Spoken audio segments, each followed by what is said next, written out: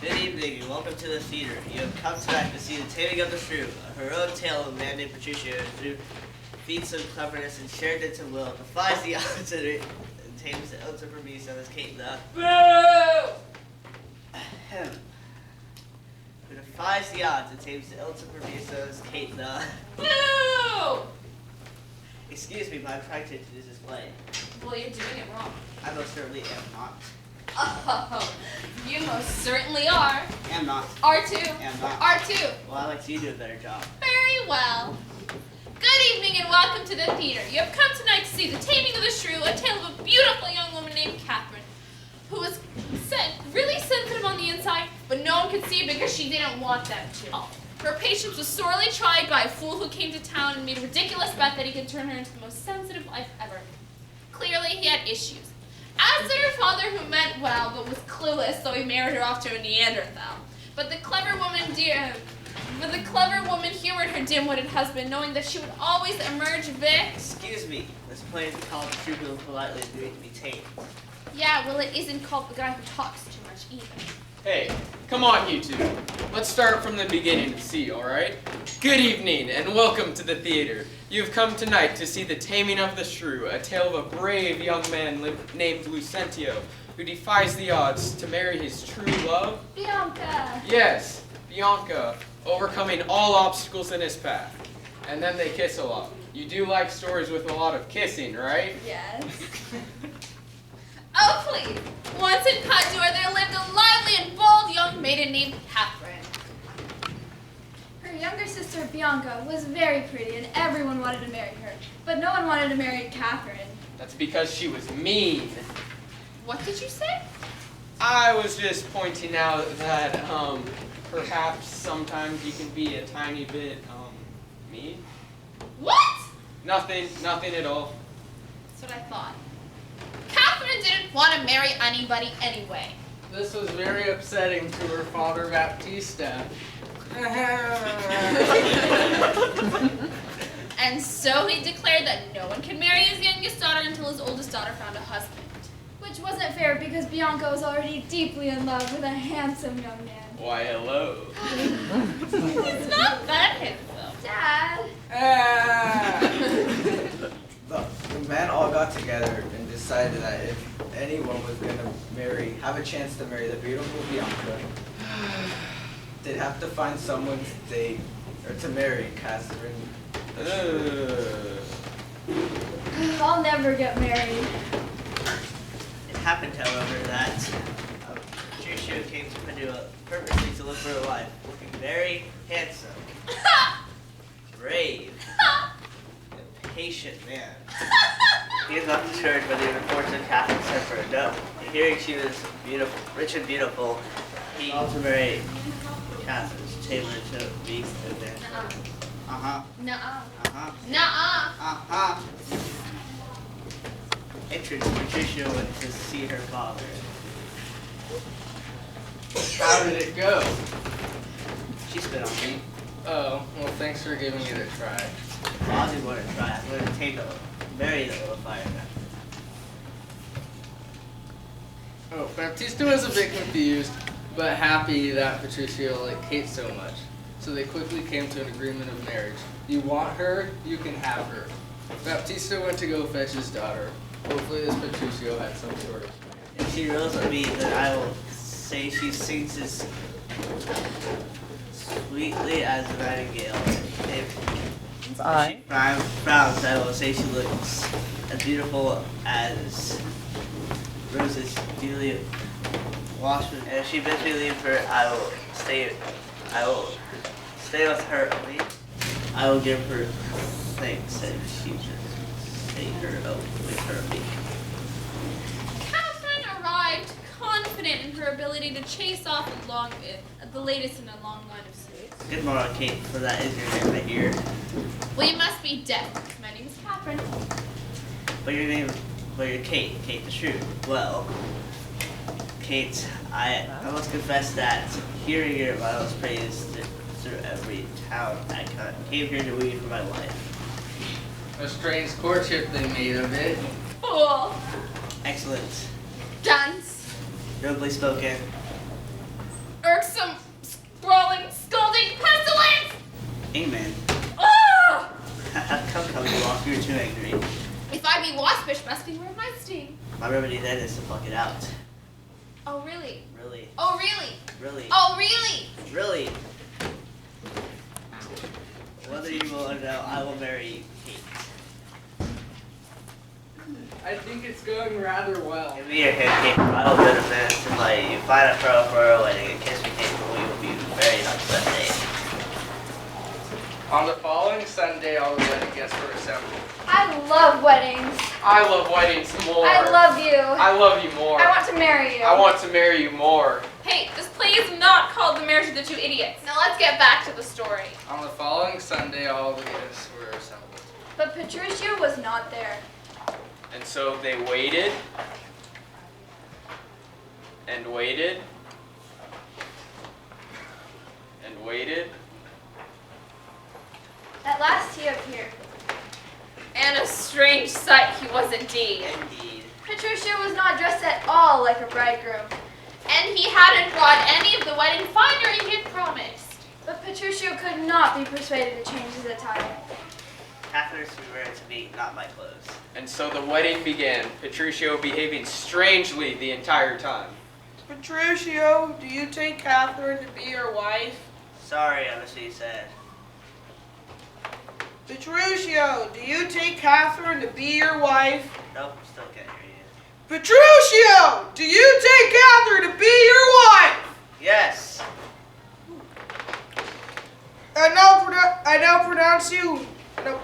I now pronounce you man and wife. I'm so happy! After the ceremony, Petruchio called for one.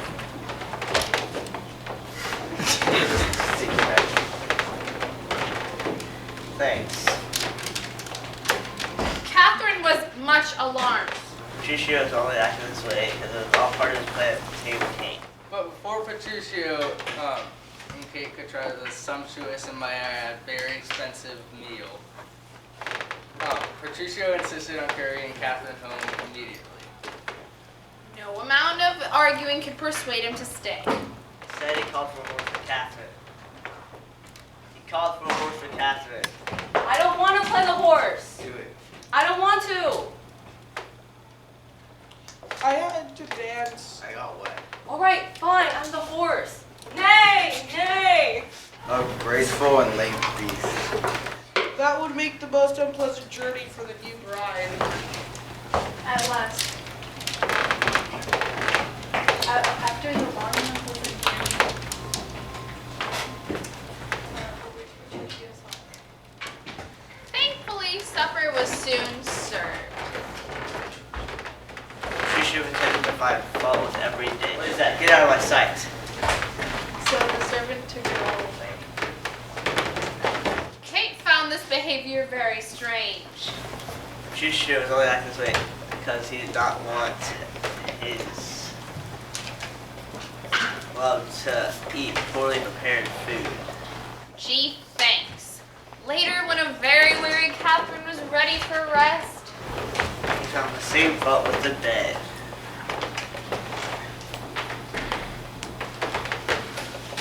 What is that? Get out of my sight.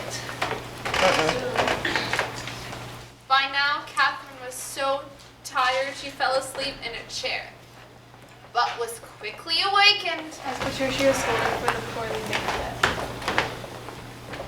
What is that? Get out of my sight. The next day, Petruchio did exactly the same thing, complimenting Catherine with every chance he got, but finding fault with every item of food set before her. By now, Catherine was so tired and so hungry she had no choice but to cry. And her weeping was interrupted by the entrance of Petruchio. Her weeping was interrupted by the entrance of Petruchio. Ah! There, now you can eat. He ordered the servant to take the food all away.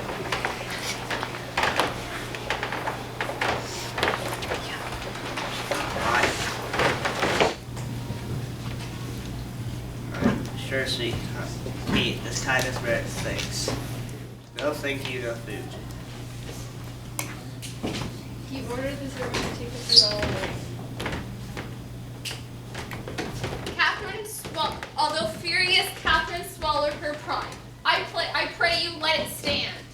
The kindest servant is paid with thanks, and so shall mine before you touch the meat. Let it stand. Give me thanks. Let it stand. Give me thanks. Let it stand. Give me thanks.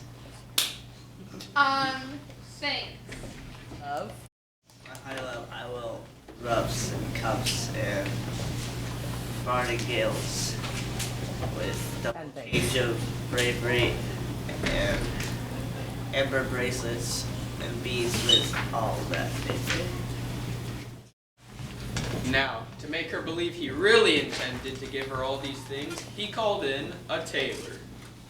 He brought some new clothes Patricio had ordered for Kate. The tailor then presented a cap. Hey, I like that cat. The tailor then presented a gown. Hey, I like that gown. The tailor then presented the tailor then exited swiftly. Meanwhile, brave Lucentio was taking matters into his own hands, so he could finally marry the woman of his dreams. Bianca! Yes, Bianca. As you may remember, Lucentio desperately wanted to marry Bianca, but was forbidden to do so until Catherine was married. And even though Catherine was now married to Petruchio, Petruchio still had to prove that Kate would make a dutiful wife. And let's face it, that was never going to happen. Plus, there were all these other obstacles in his way, like his many rivals and... Listen to you enough. This place is called Boo Hoo Too Bad for You. And Catherine soon realized that life would be much more pleasant if she could somehow humor her husband. The dummy. Your bed, honey love. Why, thank you, dear heart. He tested Kate one last time.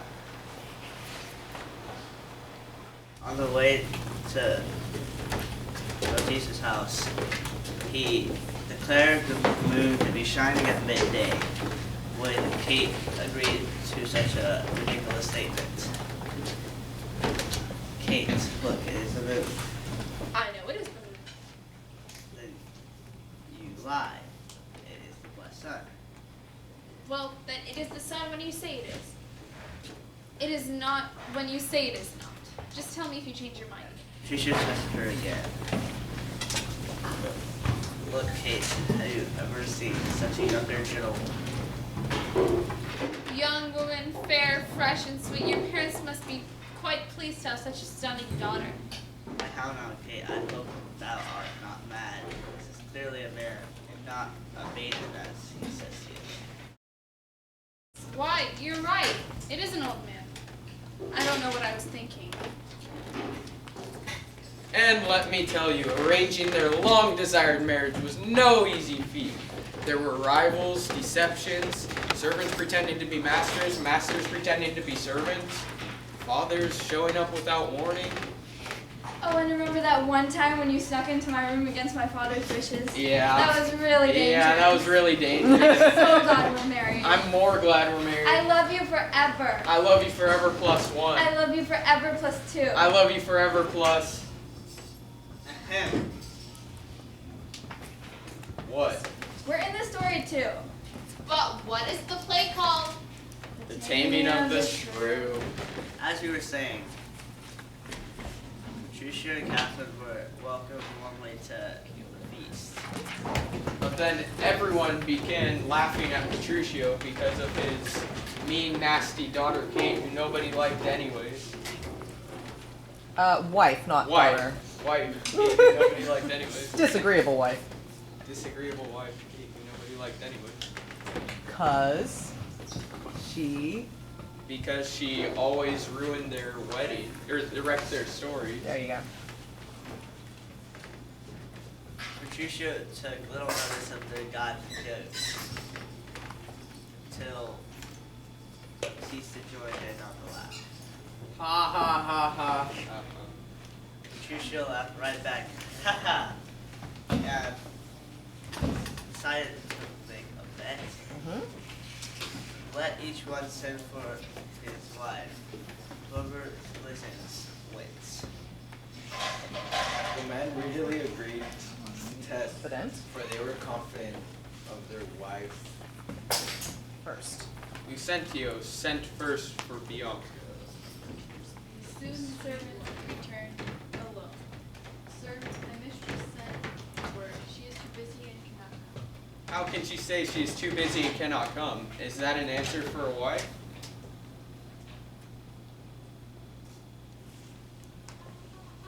Then they all laughed at him. Ha ha ha ha ha ha ha. The next wife was called. Go call my lady. Go and entreat my wife To come to me. to come to me. The servant shortly returned. Oh, how now? Where's my wife? My mistress said she will not come. She bids me to come to her. Ha ha ha ha ha ha ha. That was the moment Patricio had been waiting for.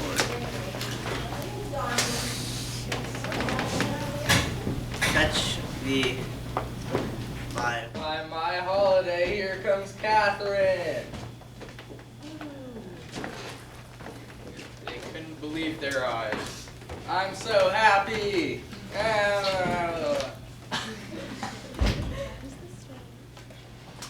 That is the story of how Patricio came to tame Kate the Shrew. And how Kate shrewdly let him believe whatever he wanted to. What? I tamed you. Mm-hmm. I did. Sure you did. No. And that is also the story of how Lucentio defied the odds to marry his true love, Bianca! Bianca. And how they kissed a lot. Yeah. Oh. Good evening. Welcome to the Riverside Theater Shakespeare Festival. Tonight you will see one of Shakespeare's most classic works, The Comedy of Errors. Now, the more astute members of this audience may have gleaned in two important insights of this play from its title. First, this play is about people that make mistakes, or errors, if you will. They make a lot of them. And second, all things being equal, these mistakes or errors will be hilarious. This, of course, is what separates Comedy of Errors from other plays by Shakespeare, which you may also be familiar with, such as Macbeth or Hamlet. While characters in these other plays also make many mistakes or errors, their mistakes are decidedly less funny. But before we get too much further, let's meet some of the characters from this play. Please welcome Antipholus. I'm Antipholus. And I'm Antipholus. Confused? Actually, there is a simple explanation. We're twins. Twins. Obviously. Twins, two young lords, identical in appearance, and both named Antipholus. But wait, there's more. Their servants are twins as well. Check this out. Romeo? Yes, master. I never got sick of that joke.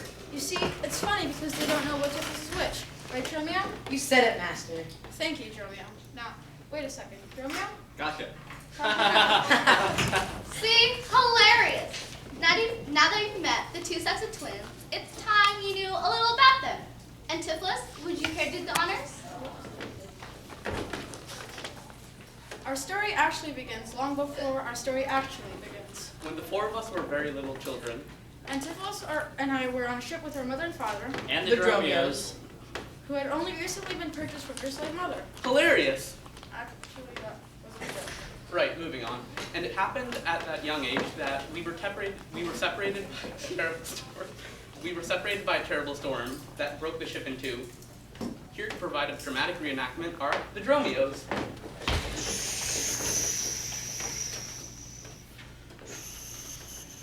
Ah, the cruel wrath of nature. Ow, that hurt. Hey, That hurt, quit it. hey, you can't hit me. I'm the storm. I'm insubstantial. Good, then you won't care if I do this. That's not what happened. We're sorry. Please don't beat us. Lucky for you, we don't have the time to give you a proper beating. We've got a crowd to entertain. What actually happened was this.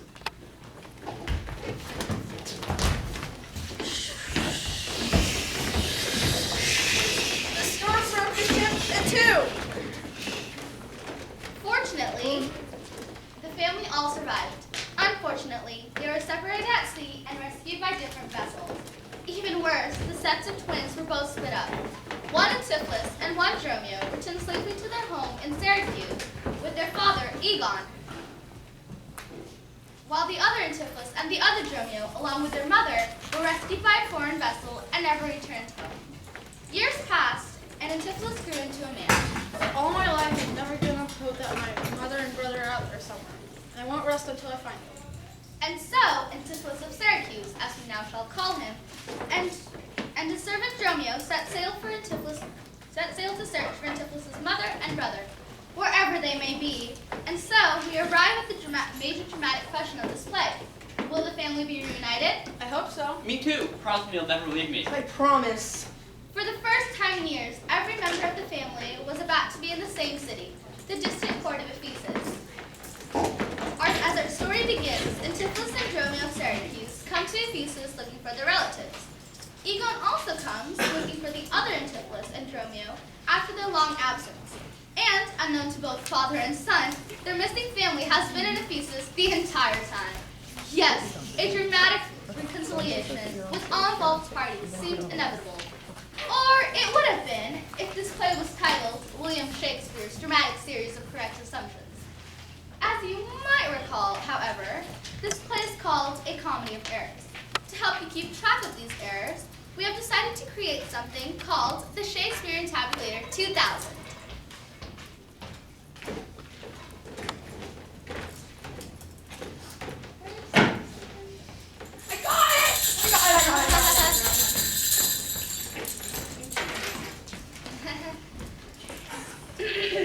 Let's start from the top. Egon, arriving in Ephesus, commits the play's first major misstep. Hey, you there. Yes, officer? Where are you from? Syracuse. Why? Arrest him. Error! What? That doesn't even make any sense. Actually, it did. You see, the city of Ephesus and the city of Syracuse were having a bit of a tiff. The citizens of Ephesus were a little upset with the city of Syracuse ever since Ephesian merchants were extorted at the hands of local Syracusan merchants after a recent trip to Syracuse. As a result, the Duke of Ephesus decreed that any Syracusan merchant in Ephesus would be put to death. What? I'm going to die. Oh, I'm going to die. Unless, of course, he opted to pay the fine. A fine? What a relief. How much? 1,000 gold marks. I'm going to die. Meanwhile, Antipholus of Syracuse also arrived in the city of Ephesus, completely unaware that his father had been jailed and was to be executed. But that was not his first mistake, no. His error was soon to come. But first, he had business to attend to. Dromio, Yes, my lord. take this money and secure us rooms at the local inn. I believe it's called the Centaur. Yes, my lord. As fate would have it, Dromio of Ephesus was also in the area that day searching for his master, Antipholus of Ephesus, who was late for supper. The wrong master and the wrong servant were about to meet each other for the first time. Let's see what happens. What now? Why are you back so soon, Dromio? So soon? Error! So soon? No, I think you mean so late. My mistress is hot and bothered because supper's grown cold. Supper's grown cold because you come not home. Error! Fine. Stop. Just tell me this. Stop. Just tell me this. Where's the money I left you? But Dromio could not think of any money had been recently given, except perhaps... You mean the 6 pence you gave me last Wednesday to pay the saddler for the carpet for my mistress' saddle? The saddler has it, not me. I'm not in a sport of humor right now. Tell me and tell me not. Where is the money? My charge was to fetch you from the market and home to your house, where my mistress Adrena, and her sister Lucinda wait for you. What? Wilt thou flout me thus unto my face? There, take that, sir knave. What did I do? What did I do? Antipholus was convinced that Dromio had actually been bewitched out of the money by the many sorcerers reputed to live in the city. Meanwhile, Dromio of Ephesus returned to his master's house without his master, only to be bewildered by his master's wife, Adriana, and her sister, Luciana. Dromio, I sent you to fetch my husband for supper. Where is Antipholus? I The food is getting cold. think he went crazy. What are you talking about? When I asked him to come home for dinner, he asked me for 1,000 marks. 1,000 marks? 1,000 marks! 'Tis dinner time, quoth I. My gold, quoth he. Your meat doth burn, quoth I. My gold, quoth he. My wife, your wife, sir, quoth I. Hang my wife, quoth he. Hang his wife? He said that? Actually, what my master said was, and I quote, I have no wife. Then he beat me. I wonder what made him say such things about me. Hello, he beat me. Romeo, I order you to go back and fetch your master. And get another beating? No, thank you. Back, slave, or I will break thy pate across. Not the face, not the face! What's the matter, sister? It's just, Antipholus promised to buy me a beautiful chain as a token of his love. And now he refuses to come home and says he has no wife.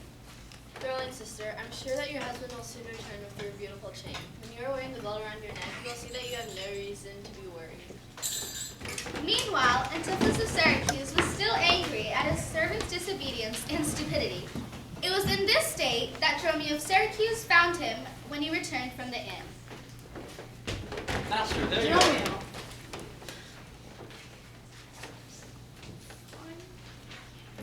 Error, ding. Bye. Take that, you Take that, you disrespectful lout. Ah, what did I do? You know what you did. No, I don't. Not half an hour ago, you stood right there and told me that my wife had told you to bring me back to my home because my supper was running cold. Oh, I get it. This is a joke, right? You married? Hilarious. Thinkest thou a jest? Hold, take that. Not the face, not the face. Just then, Adriana, with her sister in tow, came looking for her husband, Antipholus of Ephesus. But what she found was Antipholus of Syracuse. Antipholus! Fair Ding! Error. Fair dame, I know you not. Antipholus, you've changed. How could you speak so coldly to your wife? Romeo, have you met either of this woman before? Sir, I never spake with them in all my life. But then, how did she know our names unless... Unable to make sense of the situation, Antipholus of Syracuse came up with the best explanation available to him. Am I on earth, in heaven, or in hell? I think she may be a witch. Ephesus was, in fact, rumored to be full of all sorts of strange conjurers. These two ladies, however, were not magical at all, just confused. Oh no, what do we do? I've heard witches can do all sorts of strange things. Thank goodness. Thank goodness we found you. I'm never letting you on my side again. Let's go home. Am I on earth, in heaven, or in hell? And so, believing they were captured by sorcerers, they obeyed their new captors. Dromio? Ah, did she change me? Am I a celeb? Master, I'm hideous. Please change me back, sorceresses of Ephesus. Or at least change me into something cute, like a puppy, or a kitty, or even a tree sloth, because tree sloths are surprisingly attractive animals. I mean, I wouldn't kiss a tree sloth, unless it was for money. You do if I should have money. Alright, I'll do it. Do you have any chapstick? If thou are changed, Dromio, 'tis to an ass. Hey, wait, that's not right. Narrator, aren't you willing to ring the bell? No. Touche. Dromio, watch the gate. Don't let anyone enter to serve us while we eat. Come, my husband, it's supper time. So, a confused Dromio took his place behind the locked gate, while Adriana and Luciana ate their supper, not knowing they were eating with the wrong man. At the very same time, Adriana's real husband, Antipholus of Ephesus, was returning from the goldsmith with his Dromio. They had visited the goldsmith to order a gold chain for Adriana, the very same gold chain that Adriana had spoken to Luciana about earlier. Thank you again for agreeing to it. Thank you again for letting me carry your dinner. No problem, Angelo. Thank you again for agreeing to craft a chain on such short notice. What's up? Oh, open the door. No. No. Wait, who's that back there? Dromio. Dromio? Dromio, go fetch me something. I'm going to break this gate open. Break any breaking here and I'll break your knave's pate. A man may break a word with you, sir. I break it in his face. I said, fetch me a crowbar. No one keeps me from my own home. Wait. Just wait. How will it look to break into your own house in broad daylight? Perhaps you're right, Angelo.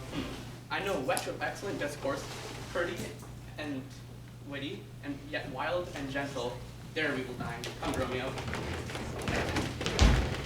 And so the meal went undisturbed, and what a strange meal it was.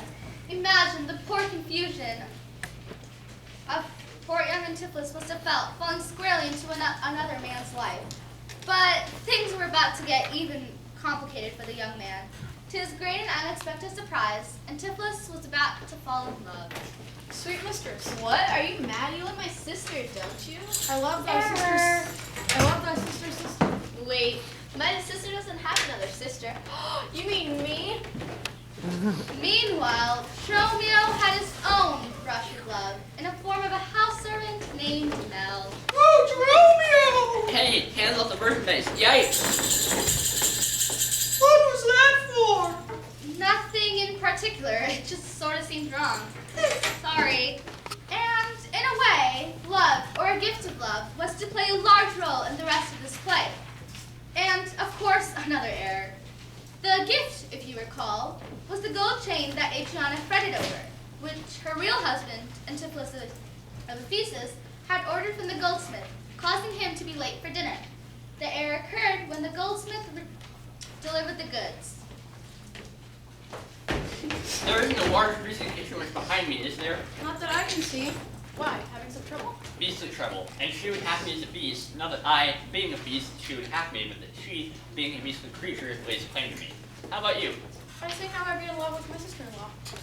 You win.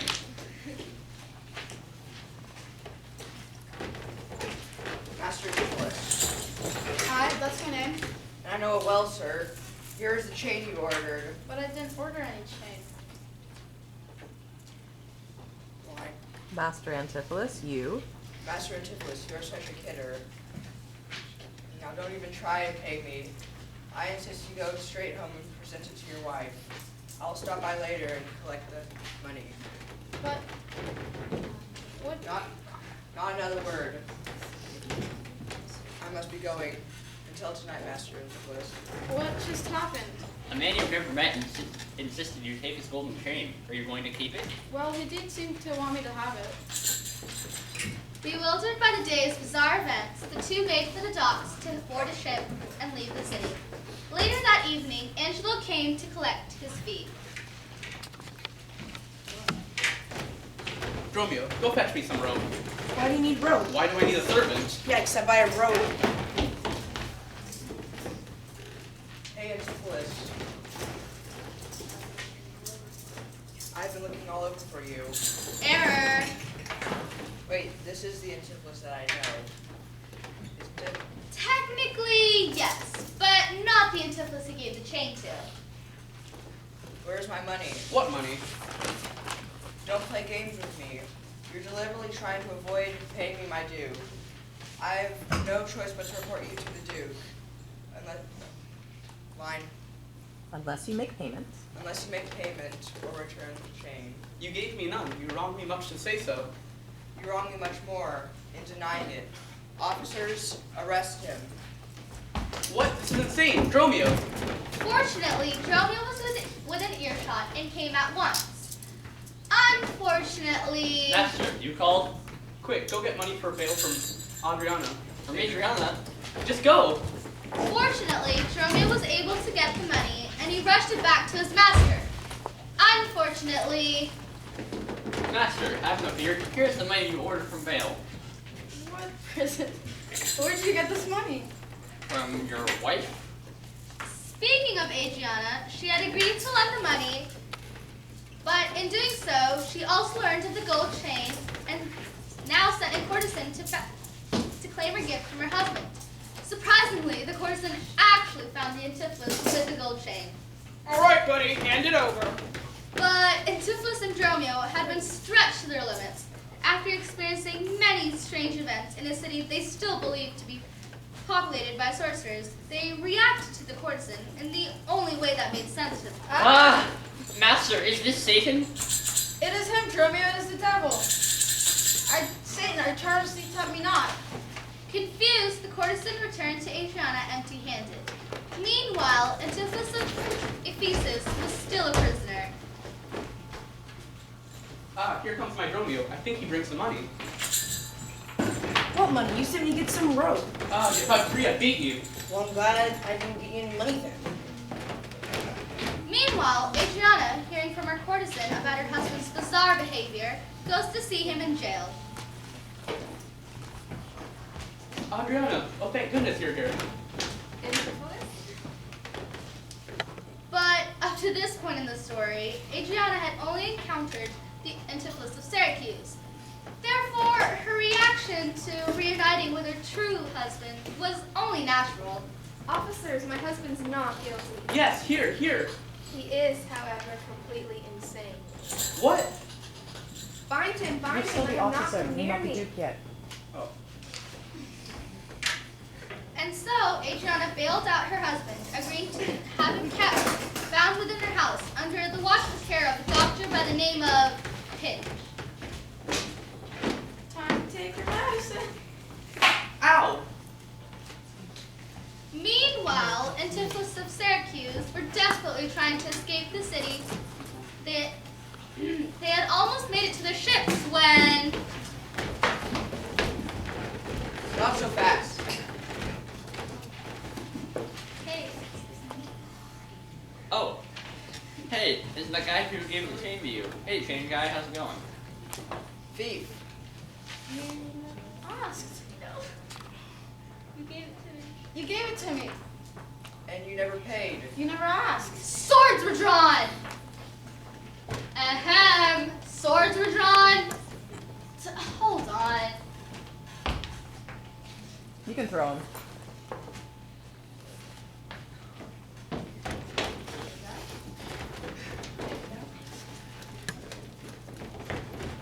Swords were drawn.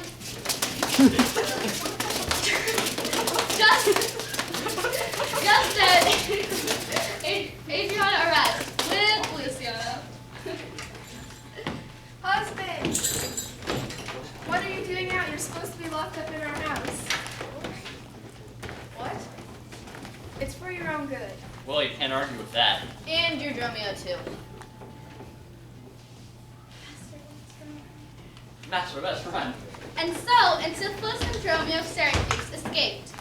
But they were unable to take their ship. Fortunately, they gained the protection of a mysterious abbess, played by me.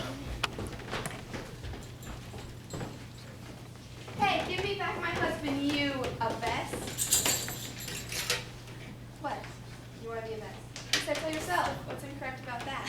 All in good time. Meanwhile, the Duke was passing by, and The Duke.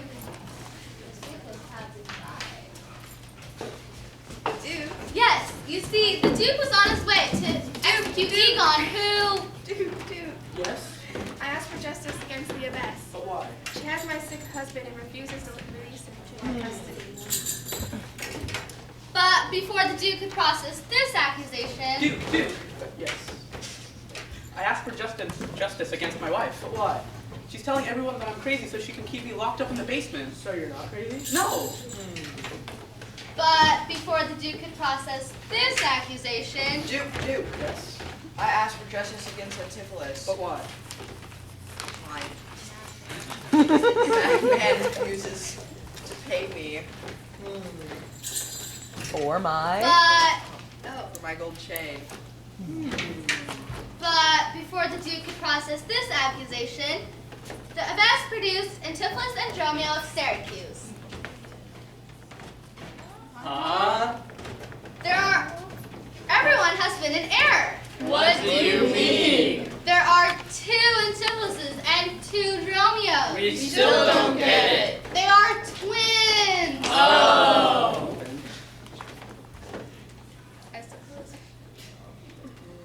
I suppose we should have remembered we had identical twins. I suppose we should have, but that would have been very funny. Say, whatever happened to our father? Sons!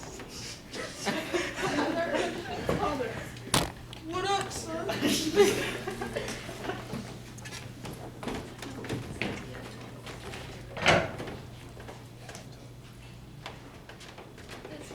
Oh, this reconciliation moves me very deeply. I will pardon Egon for his crimes. Hooray!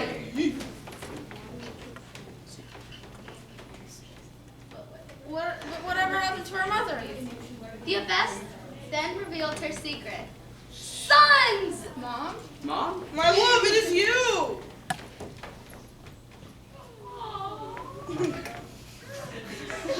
Oh, Romeo! Romeo! And so, after all the errors had been corrected, everyone lived happily ever after. Wait, does that mean you're not my brother-in-law? No, just your sister's husband's long-lost identical twin. I'm glad we cleared that up. And so, after surviving 24 errors, they all lived happily ever after. Especially the Romeos. Who soon discovered that you're not really slaves but kings. And everybody had to do whatever they said. Romeo? The face, not the face! The end.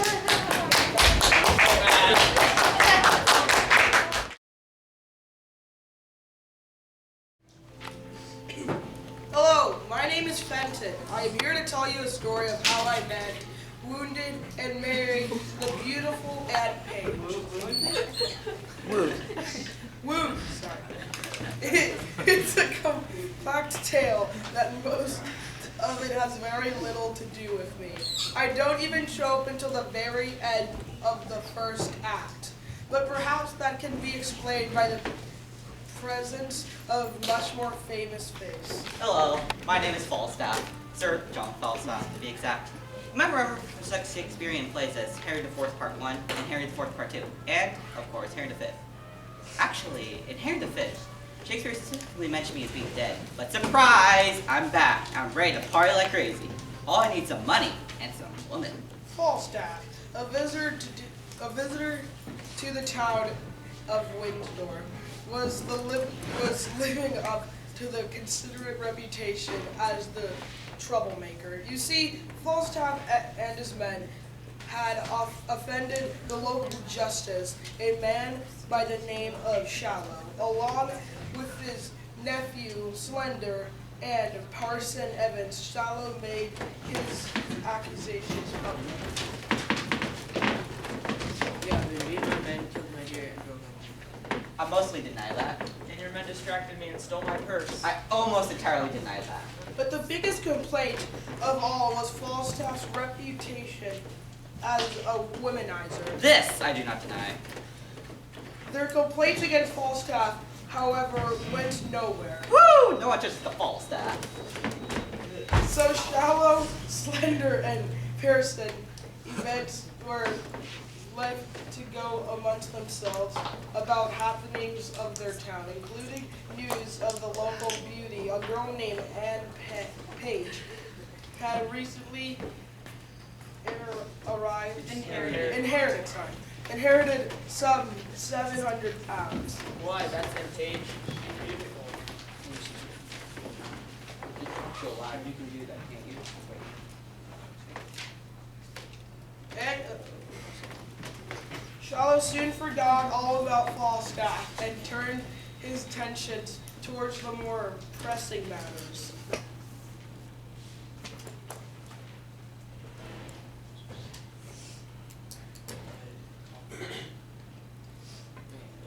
If only there.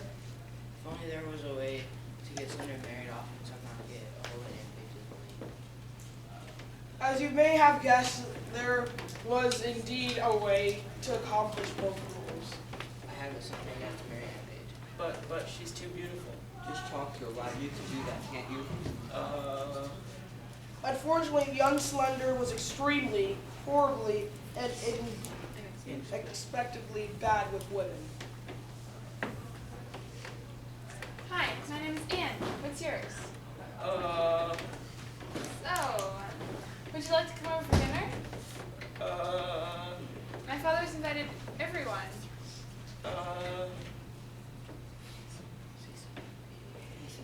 I like bear baiting. And so it was decided that Slender would woo Anne by letter.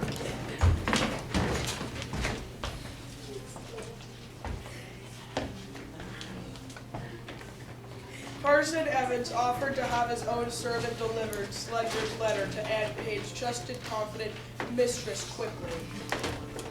Never a woman woman in Windsor knows more of Anne's mind than I do. But Interestingly, Slender was not the only one who decided to woo Anne Page, who quickly mastered. A doctor named Caillou had also set his eyes upon the movies. Hello, my name is Monsieur Caillou. I am a doctor. I am French, and how do you say very attracted to ladies?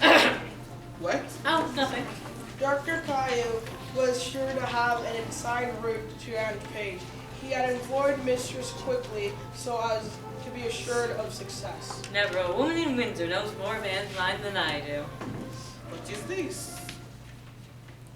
Needless to say, Caillou was very upset to discover that he had competition. But he had even more upset to discover that Pearson Evans had been helping out his romantic competition. I will cut his throat in the park and teach that scurvy jackanapes priest to meddle. Naturally, the French doctor rushed off to challenge the Pearson to a duel. But you hear more about that later. For now, the important thing to know is that I, Frenton, finally arrived on the scene, calling upon Mistress Quickly.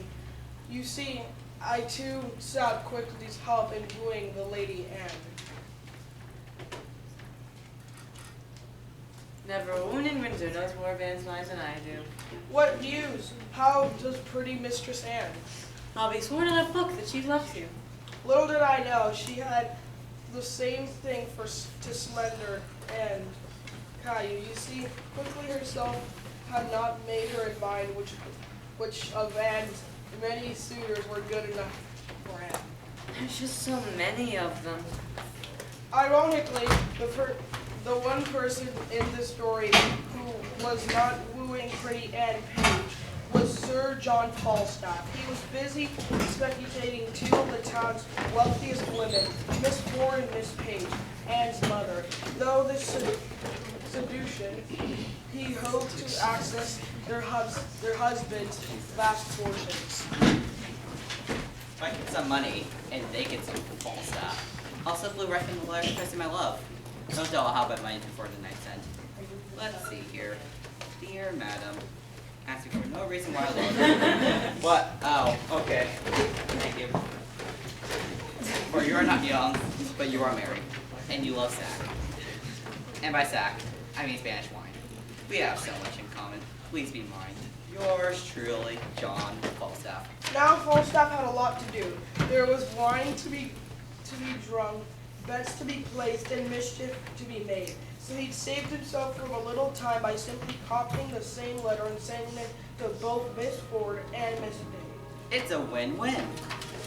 Needless to say, they weren't very pleased by the letter. Even less, so they realized that they had been sent identical notes. Thanks. Falstaff had been feared their virtue by assuming they would cheat on their husbands. And he had insulted by their vanity by assuming they would cheat on their husbands with him. And so the two wives decided how best to respond to this letter. I say let us be revenged upon. I'll consent to any act of villainy. Wait, I have a plan. First, we answer his letter with an invitation to your house. But what about my husband? Simple. Invite Falstaff over here. Then trick him into thinking my husband is coming. And then make him get in the laundry basket and throw him in the what? The river? Scandalous.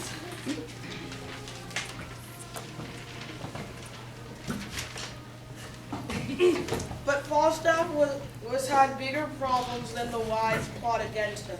You see, Falstaff's own men have grown tired of his antics, decided to inform Mr. Ford and Mr. Page of Falstaff's intentions towards their wives.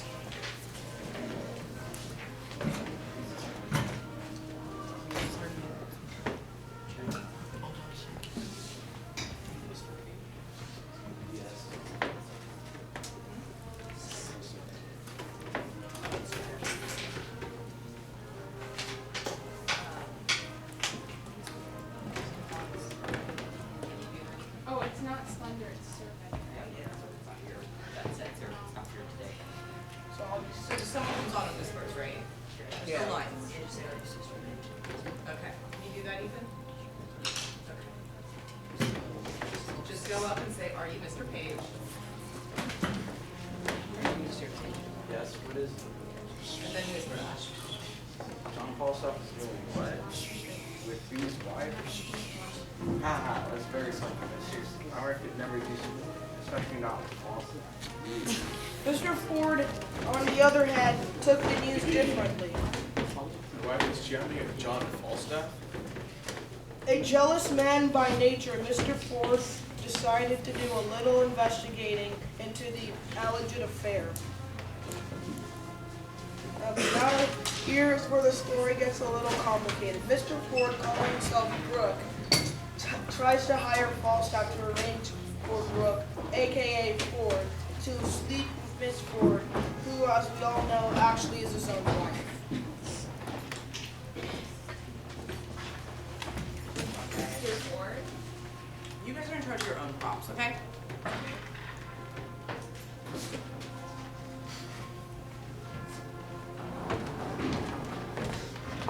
She's going to chew on anyone, it might as well be with me.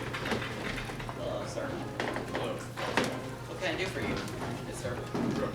Call me Brooke. Well, Mr. Brooks, what can I do for you? There's a gentleman in town whose husband's name is Ford. I've long loved him, Mr. Much. I received no promise of satisfaction at her hands. Never. Then give me your money, and I'll woo her for you. Promise you in no time, all you'll be enjoying is Mr. Ford's wife. Done. This plan is foolproof.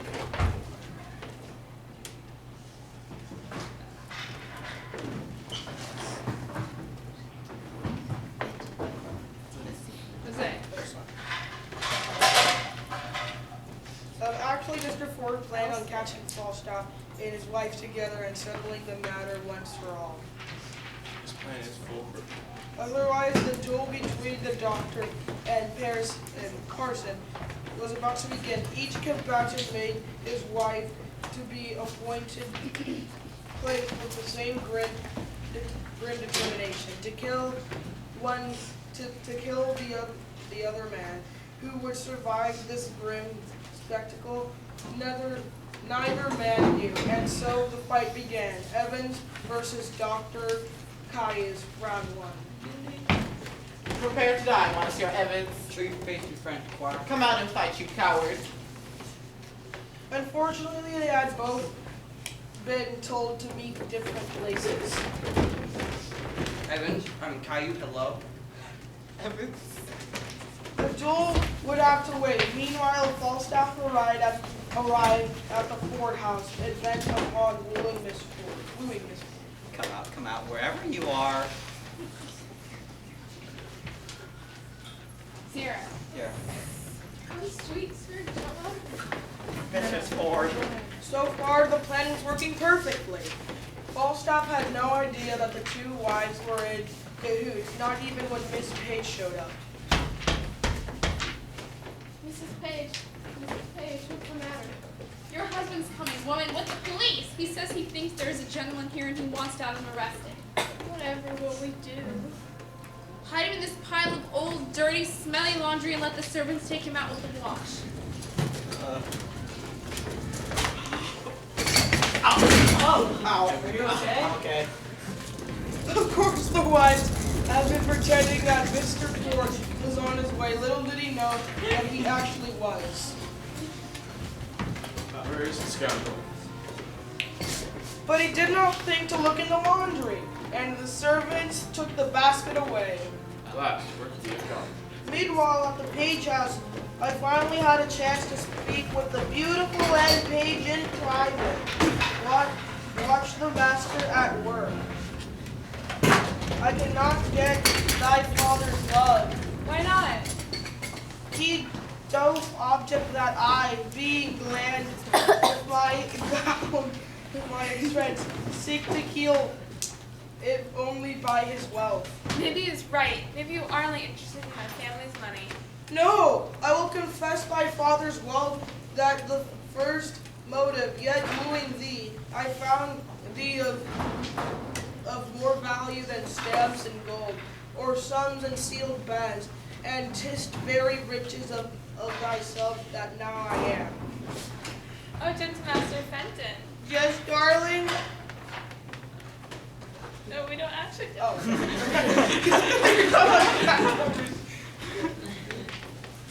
Okay, but nothing was ever going to be that easy, despite the fact that Anne had now fallen in love with me. Her father, Mr. Page, had already decided upon a different suitor for his daughter.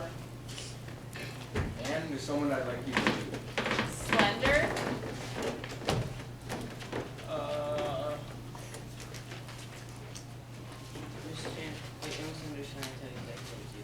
You do? He says he'll maintain the other. Gentle Master Fenton shall let him move for himself. Slender? Yes?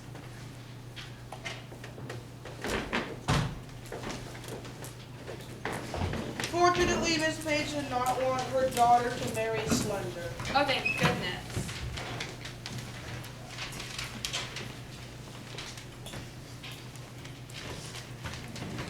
Unfortunately, he didn't want Annie to marry the French Dr. Cayuse. What? I'd rather be bowed to death with turnips. Miss Page ignored her daughter's protest. Mistress quickly, however, saw Annie's reactions to Slender and Cayuse and began to look more favorably upon me, Fenton. A kind heart he had. A woman would walk through fire and water for such a kind heart. Meanwhile, the French doctor had caught up with his opponent. Therefore, will you not meet me? As I'm a Christian soul, this is the place of worship. You are a coward, by God, you jackdaw John 8.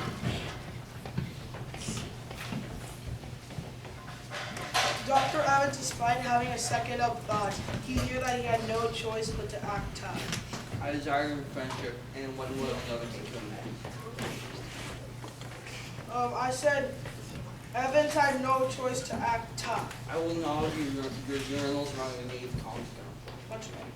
I didn't mean any of that. Two men had made their peace, and the duel was canceled. Hooray! You see, Evans and Cayuse discovered that they shared a common enemy. The guy who gave us directions. Meanwhile, Mr. Ford discussed once more as Brooke was listening to Falstaff's description of the strange events he has rendered his misfortune. A buck basket? A buck basket. Ramming the lines. Oh. Rams me in the foul. Ramming the foul, napkins, socks, smocks, greasy napkins. That, Mr. Ford. Mr. Smell is the most villainous small combo. Small. No. Yes.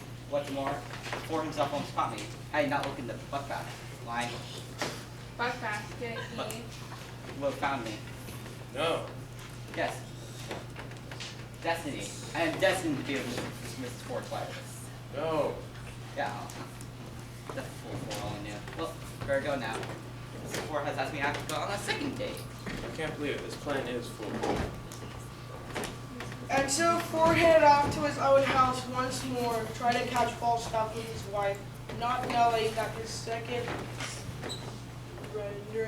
rendezvous was but a continuation of Miss Ford and Miss Page planned to get better of Falstaff. At first times, things went exactly as they had before. Falstaff? Hey. Nice. Oh. Mrs. Ford. Falstaff and Mrs. Ford? Mr. Ford! Mr. Ford. Mr. Ford. Falstaff.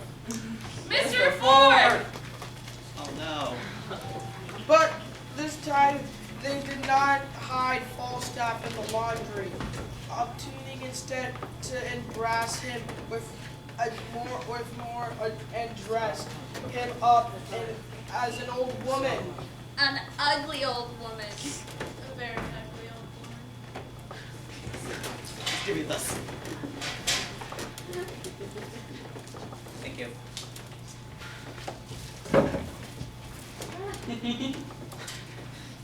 Not too bad. Ugh. At the time Mr. Ford arrived, he was sure that he knew where Falstaff was hiding. Of course, Sir. Let the clothes alone. I'll find you a knot. Empty the basket, I said. But he did not find Falstaff in the basket. Ford did, however, notice the ugly old woman was immediately suspicious, but instead of spotting Falstaff under the disguise, Ford leaped to more colorful sunshine. Which? Where? Which? And he proceeded to beat the witch with a stick to drive him out the house, never knowing that it was actually Falstaff that he struck. Take that, nasty witch. Ouch! But Miss Page and Miss Ford took pity on the bewildered husband and confessed everything. Mr. Ford was deeply ashamed when he learned the truth of his wife's actions and vowed to never doubt her again. Henceforth do what thou wilt. I dote thy honor stand as firm as faith. Together they concocted a final plan to humiliate Falstaff.